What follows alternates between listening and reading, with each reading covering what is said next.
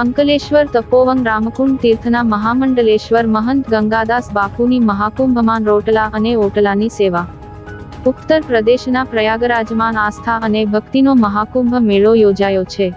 આ કુંભમેળામાં ભારતભરમાંથી ઉપરાંત વિદેશમાંથી પણ સાધુ સંતો તપોભૂમિ પ્રયાગરાજ ખાતે કુંભમેળા દરમિયાન પહોંચ્યા છે। સરકારના અંદાજા પ્રમાણે અહીં 40 કરોડથી વધુ શ્રદ્ધાળુઓ કુંભમેળામાં પહોંચી અમૃત સ્નાન કર્યું છે। ત્યારે દેશના સેવાભાવી સંતો, મહંતો, મહામંડલેશ્વરો દ્વારા કુંભમેળામાં સાધુ સંતો, શ્રદ્ધાળુઓ, યાત્રિકો માટે ખૂબ મોટા પ્રમાણમાં ખૂબ સારી સેવાઓ તેમના પોતાના ખાલસામાં કરી રહ્યા છે। તેમાંના એક ભરૂચ જિલ્લાના અંકલેશ્વર તાલુકાના સુપ્રસિદ્ધ શ્રી તપોવન રામકુંડ તીર્થ આશ્રમના મહામંડલેશ્વર ગંગાદાસ બાપુ દ્વારા ખૂબ મોટા પાયે મહાકુંભ મેળામાં તમામ લોકોની સેવા કરી રહ્યા છે। જ્યાં શ્રી તપોવન રામકુંડ તીર્થના ખાલસામાં શ્રદ્ધાળુઓને મફત આરામ, ચા, નાસ્તા, ભોજન અને અન્ય સેવાઓ આપવામાં આવી રહી છે।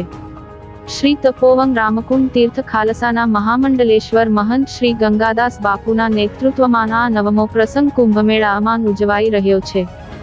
અહીં દરરોજ લગભગ 500 લીટર દૂધમાંથી ખાસ કાઠિયાવાડી ચા તૈયાર કરવામાં આવે છે। તપોવન રામકુંડ તીર્થ ખાલસાની ચા હવે મહાકુંભમાં એક ખાસ ઓળખ ઊભી કરી છે। સુરતના સેવાભાવી લોકોએ પણ આ સેવામાં સહયોગ આપ્યો છે। શ્રી ગંગાદાસ બાપુએ જણાવ્યું હતું કે પ્રયાગરાજ કુંભમેળામાં વહીવટી તંત્ર દ્વારા 1 કરોડથી વધુનો ચા માટેનો કોન્ટ્રાક્ટ આપવામાં આવ્યો છે, પરંતુ સાધુ સંતો સાધ્વીઓને ચા માટે પૈસા ક્યાંથી મળશે, તેથી અહીં મફત ચાનું વિતરણ કરવામાં આવી રહ્યું છે। આ ઉપરાંત શ્રી પ્રિયાંશુ મહારાજના મુખેથી કથા તથા રાત્રે ભજન કીર્તન અને ગરબાનો પણ ભક્તો આનંદ માણી રહ્યા છે। શ્રી તપોવન રામકુંડ તીર્થ ખાલસો હું લગભગ 2004થી લઈને 2025 સુધી મહામંડલેશ્વર આજે પણ છું, કાલે પણ હતો અને હવે ભવિષ્યમાં પણ રહીશું। પણ આપણા જે અમારું અંકલેશ્વર, મારું ભરૂચ સેવા, કારણ કે જ્યાં આપણે રહેતા હોય નગરનું આપણે ગૌરવ હોવું જોઈએ। હું ભરૂચવાસી છું, એમાં હું અંકલેશ્વરવાસી છું, તો આપણું અંકલેશ્વર પાછો પગ કેમ કરે?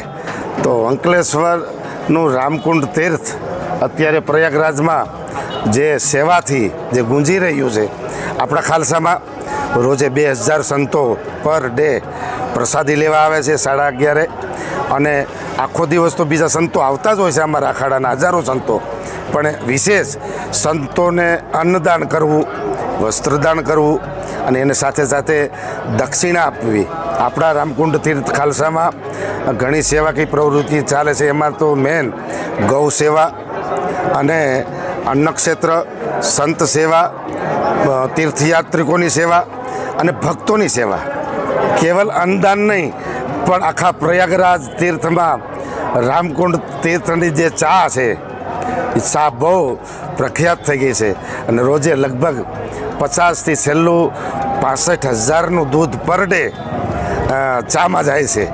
તો મને એટલો આનંદ આવે છે કે મારું અંકલેશ્વર તીર્થરાજ પ્રયાગમાં ગાજે છે સેવાથી।